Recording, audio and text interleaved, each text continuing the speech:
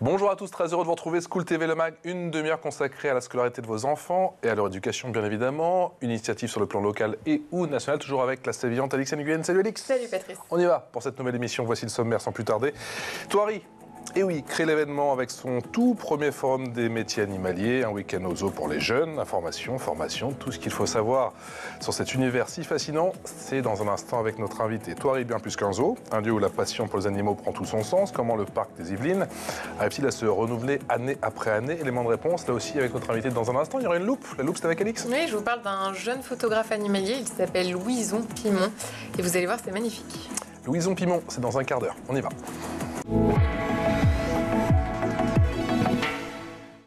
Et l'expression orale aujourd'hui, c'est avec Julie Platel. Bonjour Julie. Bonjour. Tous mes voeux, merci d'avoir accepté notre invitation, nous parler de cet événement, on peut le dire, qui est le fruit, si je crois bien, de votre imagination. Vous êtes manager, coordinatrice du pôle animalier, responsable service pédagogique et aventure nature au parc zoologique de Thoiry. Thoiry, pour ceux qui ne le savent pas, c'est tout près de Paris, dans les Yvelines. Tout à fait. On met 3 quarts d'heure pour y aller. Ouais, 40 minutes. Si ça roule. Oui, 40 minutes. Si ça roule. Éthologue de formation, c'est quoi un ou une éthologue? Alors, un éthologue, c'est un spécialiste en comportement animal et humain, voilà. Donc, c'est apprendre à étudier les comportements des animaux, en captivité ou pas d'ailleurs, pour pouvoir améliorer leurs conditions, par exemple, de vie. En tout cas, nous, dans les zoos, c'est ça. Pour le bien-être animal. Très important de pouvoir analyser les comportements pour comprendre les besoins des animaux. Donc vous êtes parti pour parler de votre métier? Pardon? Vous êtes bien parti pour parler de votre métier pendant ce premier week-end de... En l'occurrence, oui, aussi, mais pas que. Le Forum des métiers, c'est une idée qui est venue du fait que moi, quand j'étais petite, à part me parler d'être vétérinaire, on m'a rien parlé d'autre. C'est ça, on est vétérinaire, soigneur, on va dire le métier vedette. C'est pas la même chose, vétérinaire. Non, bien sûr, mais c'est vrai que ce qui revient le plus souvent, c'est vétérinaire, soigneur, qu'on va être au contact des animaux. En tout cas, moi, à mon époque, quand on disait je veux travailler avec des animaux, on disait ok, tu veux être vétérinaire. Comment on fait? Alors qu'en fait, non, il y a plein d'autres métiers qui existent pour travailler avec les animaux et c'est pour ça que ce forum est né d'ailleurs. Alors justement, quels sont les métiers qui seront mis à l'honneur justement pendant ces 2 jours? Alors, je préfère le dire tout de suite, c'est gratuit, mais il faut s'inscrire. Voilà, c'est gratuit pour les moins de 25 ans scolarisés. On peut aussi venir avec un accompagnateur, c'est 10 €. D'accord. Mais oui, le but, c'est d'attirer tous ces jeunes qui sont un petit peu en recherche de ce qu'ils pourraient faire dans la vie, en lien avec l'animal de près ou de loin. Donc oui, c'est gratuit parce que là, c'est important. On s'inscrit où, Julie? On s'inscrit sur le site internet du zoo. Alors, c'est vous qui avez eu l'idée, ça s'est mis en place en l'espace de quelques semaines. Combien de métiers seront dévoilés? Est-ce qu'on sait en gros... Alors, nombre de métiers, je ne peux pas vous dire, mais il y aura à peu près 30 intervenants, des écoles, mais aussi des professionnels. Il y aura des démonstrations, puisqu'on a aussi la gendarmerie cynophile qui sera présente avec des chiens pour montrer à quoi servent les chiens dans le métier de gendarmerie. On aura aussi les pompiers de la brigade animalière qui sera là pour montrer que, oui, il faut aussi secourir les animaux. L'idée, c'était vraiment qu'il y ait des métiers qui soient très divers, pour ouvrir le champ, on va dire, à ces jeunes qui sont en recherche d'emploi. Donc, on a des toiletteurs pour chiens, des éducateurs pour chiens, on aura aussi des moniteurs d'équitation, on aura aussi des gens qui font de la médiation animale, donc on a les chiens guides d'aveugles, par exemple. On aura aussi tous les métiers qu'on retrouve dans un parc zoologique, donc vétérinaires, mais aussi les médiateurs scientifiques, les soigneurs animaliers.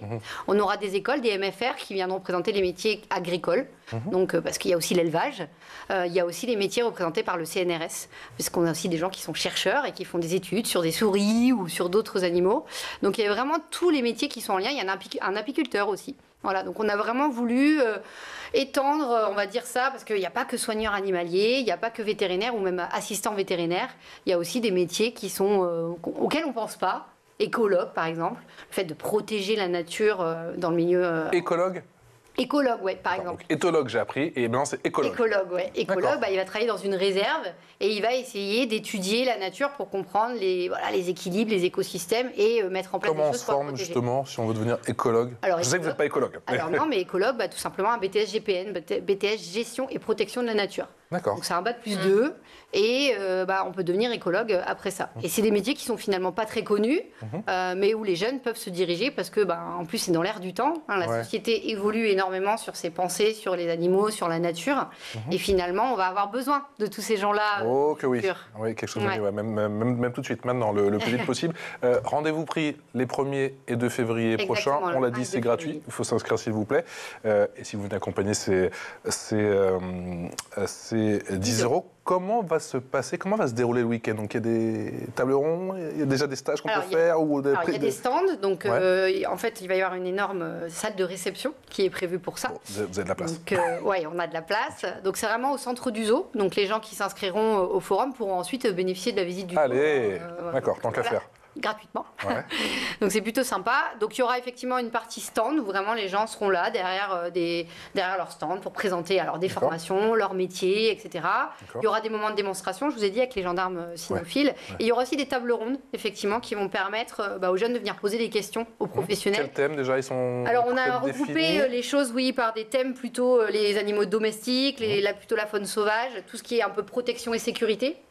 Pour que vraiment les jeunes qui savent déjà, qui ont envie de travailler par exemple pour la gendarmerie ou pour les pompiers, se dirigent vers la table ronde liée à la sécurité et à la protection.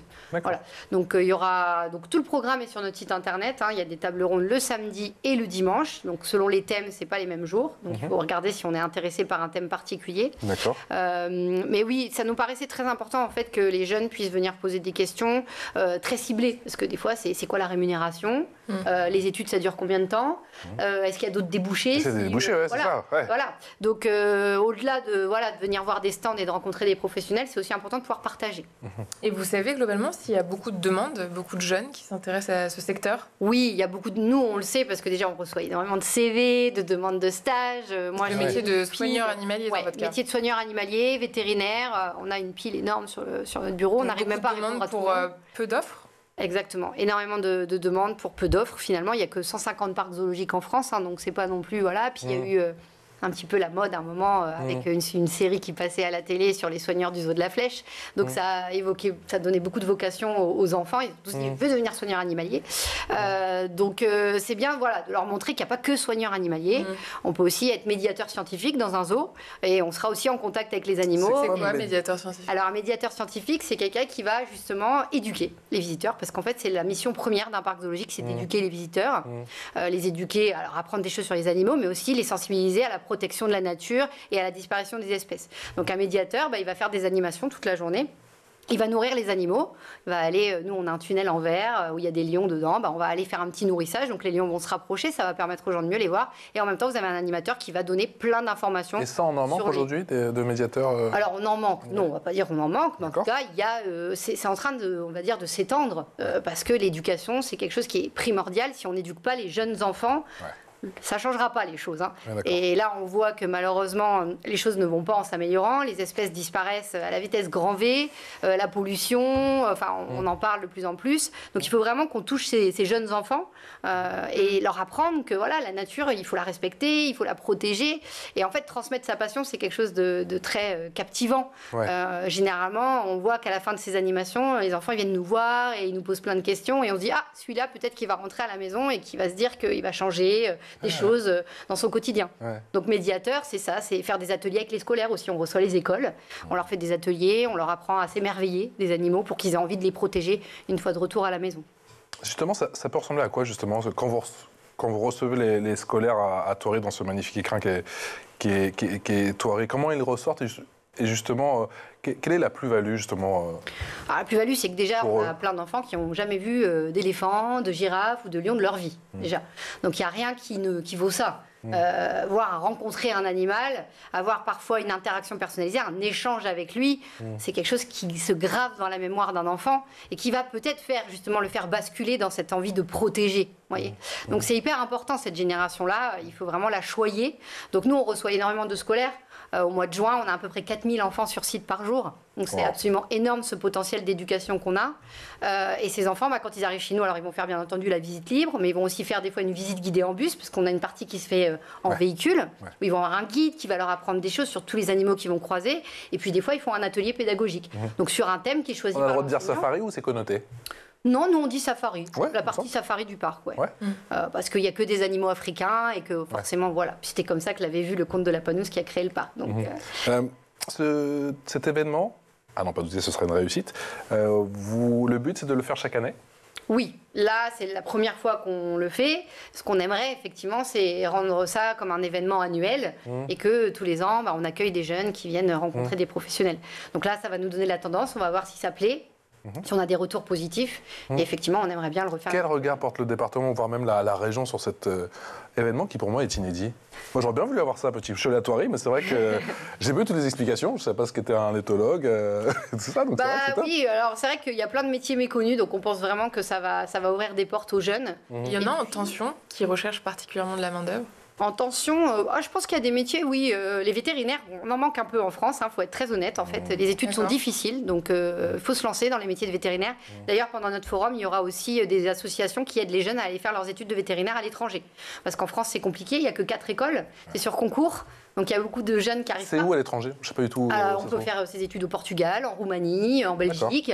Et on aura GEDS qui sera là, qui est une association qui aide vraiment les jeunes à partir à l'étranger, notamment au Portugal, pour aller faire. J'ai entendu qu'il y avait beaucoup d'étudiants français au Portugal. Effectivement, j'étais étonné. Et qui ont accès à des universités qui sont assez prestigieuses et où ils ont ouvert des sessions spécialement pour les Français. Alors ils doivent apprendre à parler portugais en 1 an, mais c'est aussi un challenge. Et ça permet d'ouvrir aussi ça à des jeunes qui n'ont pas réussi à rentrer dans les écoles françaises qui sont assez difficiles parce que les concours, c'est pas toujours juste dans les concours. Donc voilà. Julie, on parle beaucoup des déserts médicaux pour les humains. C'est le cas aussi pour les animaux? Moi, il y a quand même. C'est sûr qu'à la campagne, on va plus avoir de mal à trouver de vétérinaires qu'en plein centre de Paris, ça c'est sûr.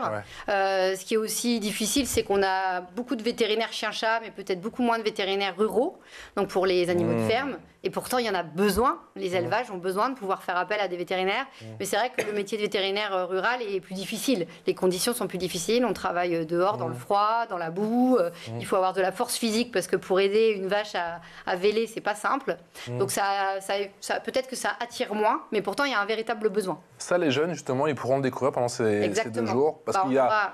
On est avec les animaux et c'est merveilleux, mais il y a peut-être aussi, entre guillemets, l'envers du décor. C'est le but des tables rondes, le but aussi d'avoir fait venir des professionnels, en l'occurrence des vétérinaires, qui seront là pour discuter de leur métier et expliquer que tout n'est pas rose quand même.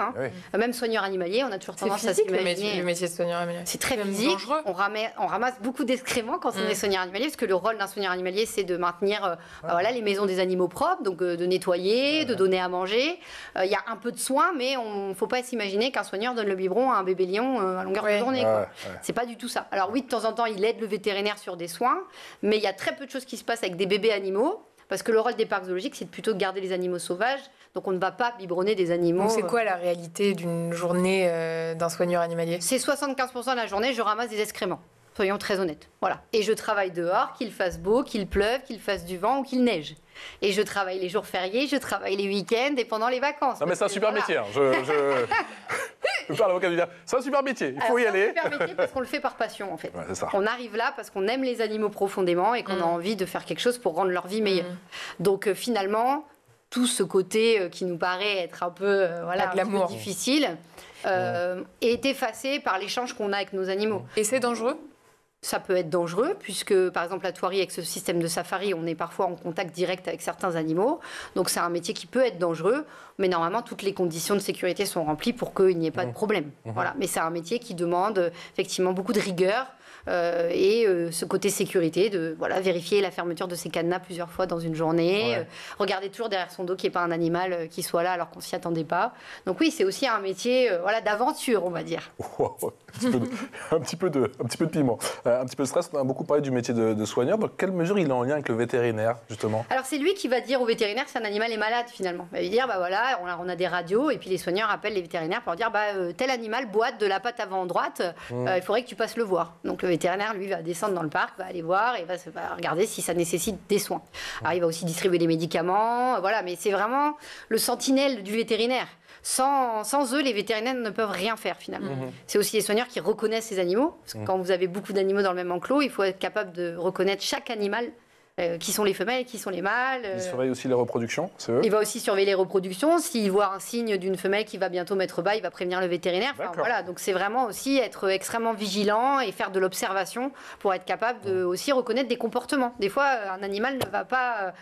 va pas montrer des signes comme un humain de maladie, mais son comportement va changer, il va pas faire comme d'habitude, il va s'isoler, etc. Et ça, le soigneur doit être capable de le voir pour prévenir le vétérinaire. Et pour être soigneur animalier, il faut avoir une grosse culture animalière? Alors, il faut être passionné, ça c'est sûr. Et oui, l'idéal, c'est d'avoir fait une école de soigneurs animaliers. Donc, il y en a maintenant pas mal en France. On parle toujours de 4 écoles qui sont très connues. Sur les 4, voilà, Vendôme, Carquefou, Gramma. Voilà, c'est des écoles qui sont très connues. Maintenant, il y en existe d'autres. Mais c'est mieux d'être passé par une école de soigneurs animaliers parce que vous allez être formé par des professionnels du monde zoologique qui vont vous apprendre le B à bas, on va dire, à savoir pour pouvoir vous occuper d'animaux sauvages. Combien de temps ? Généralement, alors ça dépend, il y a des écoles qui sont pour les adultes, donc des gens qui ont déjà des bacs ou des bacs plus 2, donc c'est en 1 an. Mais vous pouvez aussi des fois commencer dans les MFR, comme à Carquefou, où là vous rentrez en lycée agricole finalement, dès le BEP, CAP, et vous continuez sur une formation professionnalisante de soigneurs animaliers. Julie Patel, est-ce qu'un animal ça peut s'ennuyer? Et si oui, quels sont les outils pour combattre cet ennui? Alors oui, bien entendu que les animaux peuvent s'ennuyer en captivité. Ils ne sont pas dans leur environnement normal, avec des enclos et pas en liberté. Donc c'est aussi le rôle du soigneur de faire que ces animaux ne s'ennuient pas. Pression soigneur, décidément, c'est encore lui, quoi. Voilà. Ce qu'il va faire, c'est créer des enrichissements du milieu, c'est-à-dire amener de l'imprévu à l'animal. Donc c'est amener des odeurs, par exemple. Donc par exemple, ramasser des excréments de rhinocéros et aller les déposer dans l'enclos des guépards, c'est un enrichissement. Ce qui fait que le guépard, quand il va sortir le matin, il va se dire, tiens, il y a eu un troupeau de rhinocéros qui a traversé mon enclos et il va aller faire du marquage, il va aller uriner aux endroits où il y avait des excréments. C'est un exemple parmi tant d'autres. Ça peut être aussi de la recherche de nourriture, le fait de cacher de la nourriture dans l'enclos de l'animal à plusieurs endroits, en toute petite quantité. Voilà, on peut aussi travailler avec des huiles essentielles, des fois mettre des odeurs de lavande, de menthe dans les enclos des animaux. Et là, dernièrement, par exemple, on a récupéré les invendus de sapins de Noël. Et on les a distribués à nos animaux. Oui, alors j'ai vu que ça a eu un grand succès apparemment. Oui, mais ça, tous les ans, ça a un très gros succès. Ouais. Les sapins, ça a une odeur assez forte, donc les animaux vont particulièrement être intéressés par l'odeur. Et puis des fois, on s'en sert comme support, encore une fois, pour accrocher de la nourriture, etc. On se retrouve avec des animaux qui s'amusent, on va dire, avec des sapins qui étaient voués à aller à la poubelle. Donc c'est plutôt pas mal. C'est l'heure de la loupe. Et la loupe, c'est avec Alix.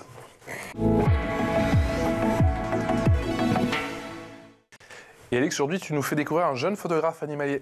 Il s'appelle Louison Pimon, il a 21 ans et déjà un talent et une sensibilité d'ancien, originaire de l'Avenois dans les Hauts-de-France, qu'il appelle le poumon vert du Nord. Louison a grandi au milieu de la nature. Tout petit, il suivait son père en forêt sans trop savoir pourquoi il s'y sentait bien.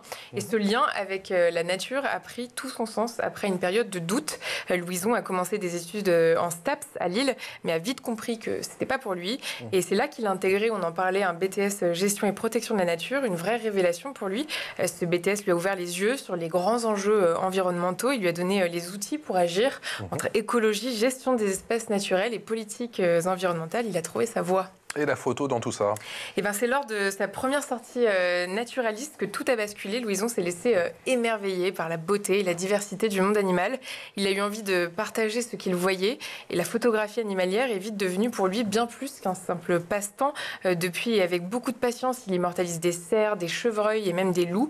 Sur ses photos, souvent prises sur fond noir, il raconte à la fois la beauté du vivant et sa fragilité. Et ce noir, en fait, il symbolise la disparition progressive des habitats naturel. Et puis Louison nous invite aussi à ralentir grâce à des petites vidéos contemplatives qu'il partage sur les réseaux sociaux.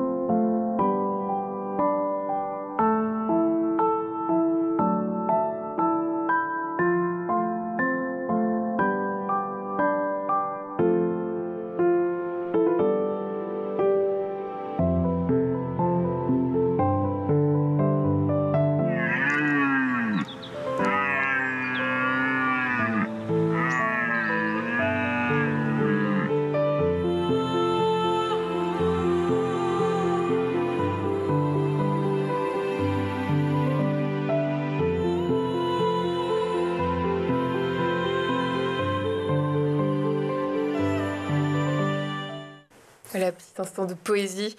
Louison croit en un futur où nature et humanité cohabitent en parfaite harmonie. Julie, il faut des qualités humaines indispensables pour réussir dans les métiers animaliers, quels qu'ils soient.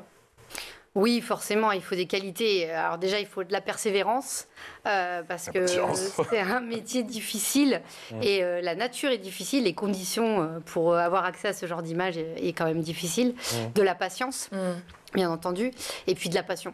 Voilà, parce que c'est difficile, donc quand on est passionné, rien n'est insurmontable. Donc finalement, oui, il faut quand même de grosses qualités pour faire ce genre de métier. Comment Thoiry, justement... alors, c'est combien d'hectares, Thoiry ? Alors, Thoiry, la réserve, c'est déjà 80 hectares. Et après, vous avez une petite centaine d'hectares pour le parc à pied. J'allais dire plus de 180 hectares. Comment le zoo de Thoiry, comment ce parc magnifique arrive à se renouveler année après année? J'ai comme le sentiment que chaque année, vous arrivez à lancer des nouvelles opérations. C'est le but, c'est aussi d'offrir à nos visiteurs cette envie de revenir, en fait. Et pour ça, il faut se renouveler. Donc, ces dernières années, c'est vrai qu'on a eu quelques nouveautés assez sympas. La dernière, c'est quand même les éléphants. Un nouvel enclos pour nos éléphants et une maison, une grosse maison qui est aussi très agréable pour nos éléphants. Et les hébergements qui permettent aussi aux gens de venir dormir et d'avoir une vision sur des enclos avec vue sur des animaux. Je lis Thoiry lumière sauvage, tunnel de verre, camion brosse, safari mini-golf, ça marche bien aussi. Oui, il y a aussi un mini-golf, oui. Tant qu'à faire, Alix. Est-ce que vous aborderez aussi la question du bien-être animal lors du forum? Alors oui, puisqu'il y aura justement un stand qui sera tenu par une éthologue, donc une spécialiste en comportement animal, qui nous permettra d'expliquer comment justement nous, dans les parcs zoologiques par exemple, on s'inquiète du bien-être de nos animaux, avec des évaluations de bien-être animal, etc. Et qu'est-ce qu'on met en place pour améliorer les choses quand il peut y avoir des problèmes. Et on parlera aussi de bien-être animal par rapport aussi à nos chiens et nos chats, puisqu'on n'y pense pas souvent, mais les éducateurs canins, les comportementalistes chiens-chats sont aussi là pour ça, pour pouvoir aider aussi les gens à mieux vivre avec leurs animaux. C'est le même métier, éthologue et comportementaliste chien-chat? C'est pas tout à fait la même chose parce qu'il y a les comportementalistes chiens-chats qui sont des vétérinaires et qui là vont aider des animaux avec des fois aussi des traitements médicamenteux parce qu'on a aussi des animaux hyperactifs comme chez les humains. Les éthologues, c'est vraiment plus lié à un métier de recherche, c'est-à-dire vraiment on va observer des fois pendant plusieurs mois les animaux avec un protocole expérimental qui va nous permettre de vraiment comprendre pourquoi un animal fait un comportement et ensuite de pouvoir mettre en place des choses et voir si ça a un effet sur lui. Parce que des fois, c'est pas évident quand même. Un animal fait un comportement, vous dites pas tout de suite « Ah, il fait ça, c'est que ça veut dire ça ». Non, des fois, il faut pousser un petit peu les choses. Et par exemple, à Thoiry, on prend parfois des étudiants en éthologie qui font des études sur 6 mois sur nos animaux pour comprendre pourquoi un animal fait inlassablement un comportement qu'on ne comprend pas. Mais vous, d'ailleurs, vous êtes passée de soigneuse à éthologue. Alors oui, j'ai été soigneuse, mais j'avais pas encore fini mes études d'éthologue. Voilà, j'ai été soigneuse avant, mais j'ai fini mes études pour être éthologue parce que... C'est souvent une porte d'entrée? Alors, moi, c'est dans mon parcours, ça a été une porte d'entrée. J'avais fait des stages à Thoiry et finalement, à un moment, je me suis retrouvée en année de césure et je me suis dit, allez, je vais faire soigneur. Et je suis très contente de l'avoir fait parce que j'ai appris des choses que j'ai pas appris sur les bancs de la fac, il faut être très honnête. C'est sur le terrain, donc là. Sur le terrain, j'ai été extrêmement proche des animaux. J'allais tous les jours leur donner à manger, nettoyer et j'ai mieux compris aussi tous les petits soucis, tous les petits inconvénients qu'on peut avoir au quotidien. Et ça m'a aidé dans mon métier ensuite, après, à mieux prendre en compte les contraintes qu'avaient mes collègues soigneurs animaliers, parce que des fois, on arrive avec des solutions toutes conçues, alors qu'en fait, dans la réalité, c'est pas faisable. Donc, ça m'a beaucoup aidé et je suis très contente d'être passée par là, parce que moi, aujourd'hui, j'ai une vision beaucoup plus globale des choses. Aujourd'hui, je suis la responsable des soigneurs animaliers, donc ça m'aide à être plus connectée, on va dire, à leur travail et à leurs besoins. Alix nous parlait à l'instant du travail de Louison Pimon, donc des photos, de magnifiques vidéos. Vous aurez, pendant ces 2 jours, 1er et 2 février, également des illustrateurs, c'est ça? Alors, on aura un illustrateur qui fait partie du service de médiation scientifique de Thoiry, puisqu'on fait des panneaux pédagogiques pour nos visiteurs, et du coup, on a un illustrateur qui nous fait tous nos dessins et qui sera là, qui a fait l'école des arts, donc vraiment, et qui a finalement est devenu médiateur scientifique et illustrateur naturaliste. Voilà. On aura aussi un photographe et vidéaste animalier qui viendra expliquer comment lui, il était soigneur animalier quand il était plus jeune, et puis finalement, il s'est professionnalisé dans le fait de filmer et prendre en photo les animaux. Donc, il travaille pour des grandes marques de croquettes, pour des éducateurs canins, pour des vétérinaires. Mais comme quoi, là, c'est le zoo, il y a 1000 métiers. C'est comme la banque, il y a 1000 métiers. Voilà. Et il y a même ostéo, j'ai vu. Et il y a aussi, effectivement, on aura aussi des écoles d'ostéopathie pour les animaux. Ça se répand de plus en plus. Donc, ça a plutôt commencé avec le milieu équin, on va dire. Mais maintenant, on fait aussi ça sur les chats et sur les chiens, et ça marche très bien. Il y aura une grosse partie d'ailleurs pendant ce week-end sur le milieu équin, j'ai l'impression, non? Une petite partie, pas une grosse partie, mais quand même une petite partie. Et on attend encore des réponses, on aura peut-être encore plus d'intervenants, on a encore des gens en attente. Donc on aura la protection civile qui sera là et qui fait de la garde à cheval. Donc voilà, on aura vraiment... Vraiment, notre but, ça a été on a contacté très large, parce qu'on voulait vraiment que les jeunes qui viennent puissent avoir toutes les réponses à leurs questions et qu'ils puissent vraiment se rendre compte qu'il y a une multitude de choses à faire. Il y avait clairement un manque aujourd'hui, c'est-à-dire qu'un jeune qui voulait travailler dans cet univers animalier, il devait... Alors, on a Internet aujourd'hui, c'est magnifique. Mais pour se rendre compte et pour échanger, j'ai quand même le sentiment que vous avez passé l'échange au centre justement de cet événement. Oui. En fait, nous, on a une prestation qui s'appelle les métiers du zoo, où les jeunes peuvent s'inscrire pour justement découvrir le métier de soigneur, de vétérinaire et de médiateur scientifique. Et on se rend compte pendant ces prestations que les jeunes ont plein de questions à nous poser. Et en fait, ils n'ont pas idée du quart de métiers qui existent en lien avec l'animal. Et c'est ça aussi qui nous a donné l'idée de faire ce forum, parce que je pense que même s'il y a Internet, rien ne vaut le contact avec un être humain, et que de venir échanger avec des vrais professionnels, c'est quand même bien mieux que de lire une fiche métier sur Internet. Et puis bon, il n'y a pas que 4 écoles, on l'a précisé effectivement. Exactement, il y a plein de formations. C'est les 1er et 2 février, c'est gratuit. Allez vous inscrire bien sûr sur le site de Thoiry. Un grand merci à vous, Julie Platel, manager coordinatrice du pôle animalier. Je respire. Responsable service pédagogique et aventure nature au parc zoologique de Thoiry, d'être venu nous voir aujourd'hui sur le plateau de School Télé Mag. Et encore bravo pour cette magnifique initiative. J'espère que c'est le début d'une longue série, peut-être même 2 par an, ce serait bien, la formation. C'est parti, j'aimerais bien. On en a besoin, c'est l'objectif affiché. Alix, on se retrouve demain. À demain. Ciao.